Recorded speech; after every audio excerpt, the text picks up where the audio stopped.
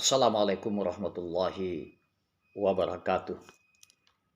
Kawan-kawan dimanapun Anda berada, salam sejahtera dan salam perubahan. Kawan-kawan, negara pulau itu bernama Sri Lanka.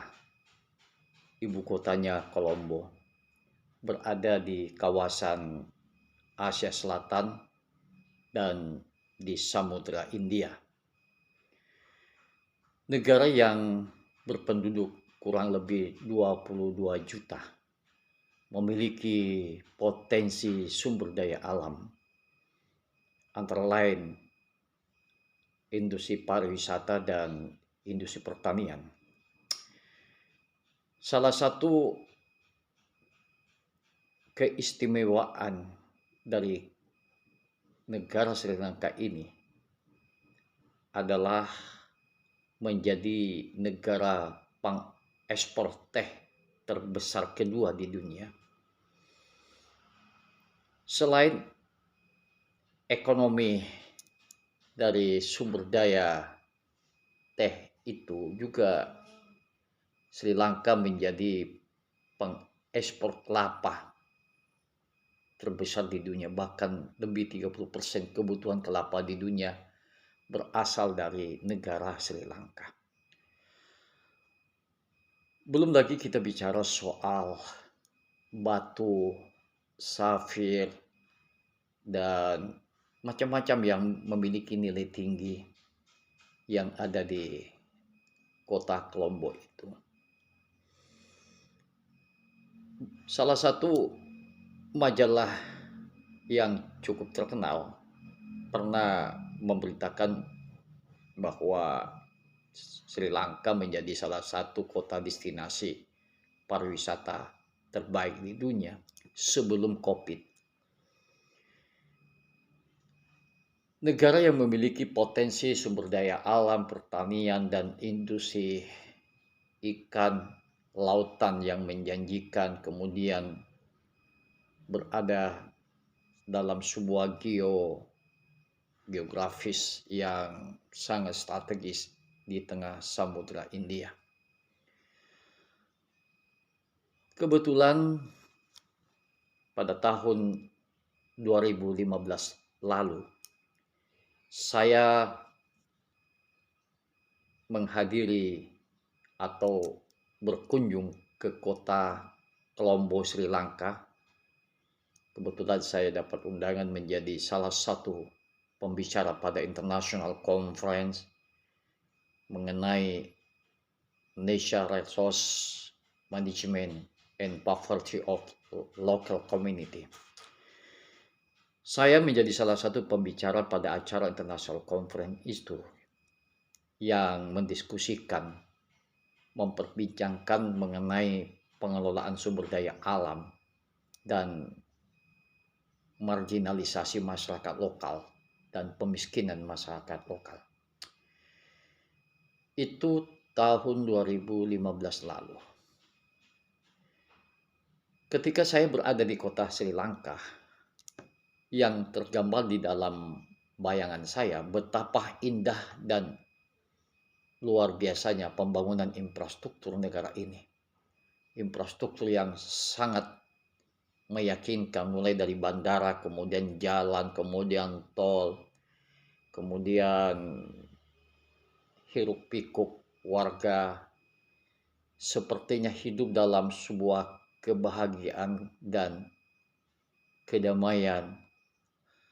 Seperti kita ketahui bahwa Sri Lanka juga tidak lepas daripada konflik politik dan ekonomi. Misalnya sekian puluh tahun bagaimana pemerintah Sri Lanka menghadapi pemberontak separatis Tamil yang ingin memerdekakan diri dan hidup secara merdeka di negara Sri Lanka itu. Tamil adalah etnis minoritas 15% di tengah etnis yang mayoritas, yaitu suku Sinhala yang beragama Buddha. Kawan-kawan, yang ingin saya ceritakan adalah Sri Lanka yang begitu maju secara ekonomi, dilihat secara kasat mata infrastruktur, mulai dari bandara, infrastruktur yang lain, jembatan, kemudian fasilitas-fasilitas yang lain, membuat saya terkagum-kagum. Inikah namanya Sri Lanka? Dan saya diingatkan tahun 70-an Sri Lanka menjadi populer ketika jamaah haji dari Kalimantan Selatan tahun 70-an jatuh di kota Colombo, Sri Lanka. Itu jamaah haji dari Kalimantan Selatan. Itu yang saya ingat. Dan alhamdulillah saya berkesempatan pergi ke Colombo, Sri Lanka dalam sebuah acara International Conference tahun 2015. Yang ingin saya sampaikan secara singkat melalui channel ini, Sri Lanka hari ini bukan Sri Lanka 10 tahun yang lalu atau 55 tahun yang lalu, tapi Sri Lanka yang dalam kondisi porak-poranda.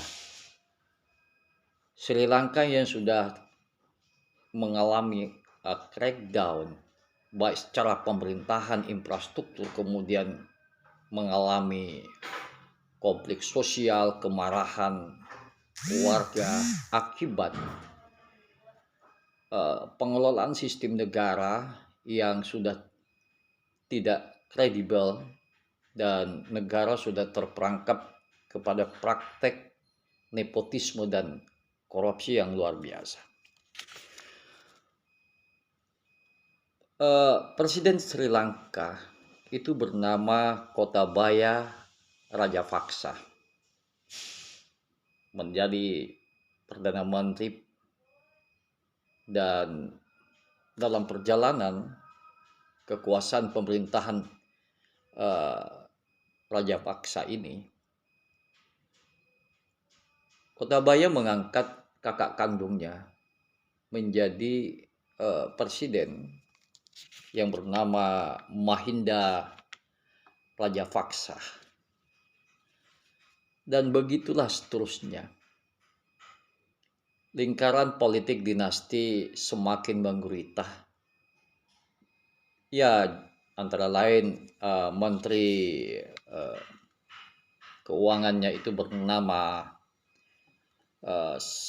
Sahil juga diangkat oleh penguasa di sana, begitu juga adik kandungnya menjadi Menteri Pemuda dan Olahraga. Singkatnya,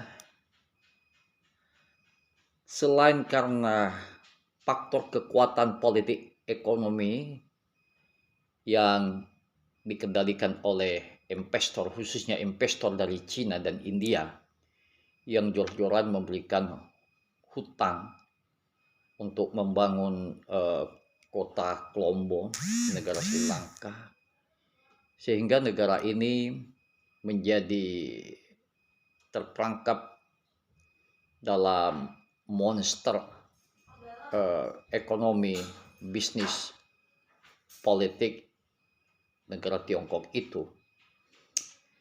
Dan secara pelan-pelan negara ini menjadi bangkrut karena hutang yang sudah mencapai lebih dari 700 triliun. Itu membangkrutkan Sri Lanka. Sri Lanka menjadi crackdown, menjadi babak belur, dan memaksa penguasa, khususnya Perdana Menteri, itu melarikan diri ke Maladewa, dari Maladewa ke Singapura, dan selanjutnya pergi ke Jeddah, Saudi Arabia. Fasilitas pemerintahan dibakar oleh warga. Begitu juga Presiden Sri Lanka Mahinda Rajapaksa juga babak belur, dipaksa turun dari singgasana kekuasaan. Sri Lanka sudah menjadi kacau balau dan krisis pangan, krisis energi, krisis gizi bagi bayi, bagi anak-anak yang kekurangan gizi, seperti dilaporkan oleh satu lembaga yang bernama Save the Children, menjelaskan hari ini Sri Lanka butuh bantuan dari negara untuk menyelamatkan nyawa dan bayi yang kurang gizi. Nah, kawan-kawan, ada 3 hal yang membuat Sri Lanka ini babak belur. Pertama, akibat jepitan hutang luar negeri yang luar biasa, yang jor-joran dikasih Cina, dan Cina berinvestasi dan mendominasi kekuasaan ekonomi di negara Sri Lanka itu. Bahkan Cina meminta jatah ekspor Sri Lanka itu 3,2 triliun untuk memuluskan ekspor Sri Lanka. Ini sebuah kejahatan. Ya, jadi namanya negara Tiongkok ini di mana-mana menjadi ekspansionisme. Ya, beberapa catatan yang kita ketahui bahwa khusus bagi negara Cina, Sri Lanka memiliki utang 8 miliar US dolar Amerika. Ini suatu hutang yang cukup besar karena Sri Lanka sudah mengalami besar tiang daripada pasak.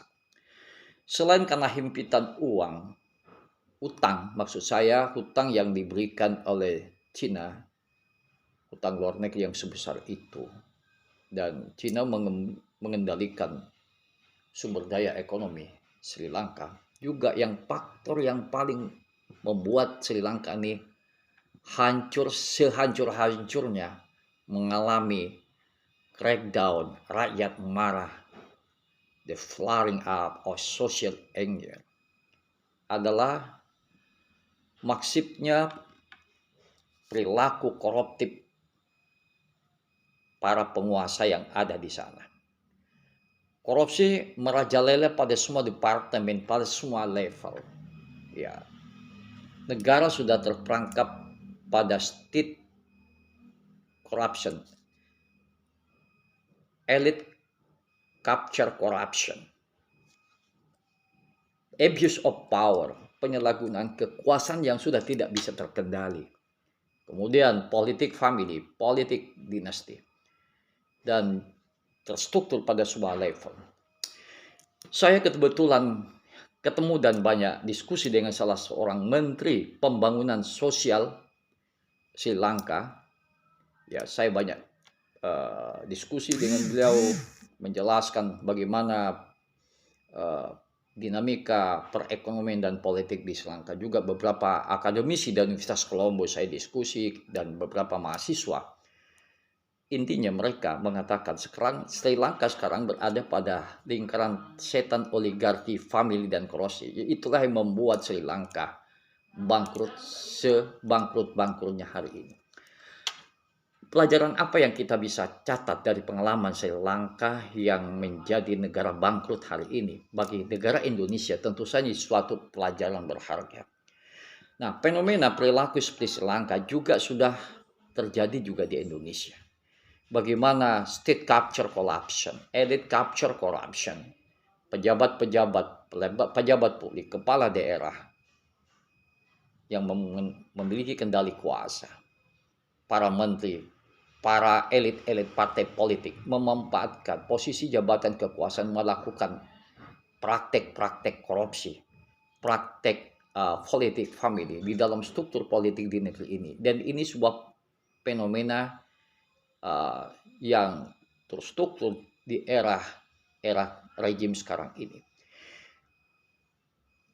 Seharusnya Indonesia belajar dari pengalaman Sri Lanka yang sudah babak belur akibat hutang luar negeri dari negara Cina yang jor-joran, ugal-ugalan, dikasih fasilitas untuk membangun infrastruktur yang ada di Colombo, dan pada akhirnya juga tidak bisa membayar hutang luar negeri itu. Ini catatan berharga bagi pemerintah Indonesia di negeri ini, bisa menjadi satu pelajaran.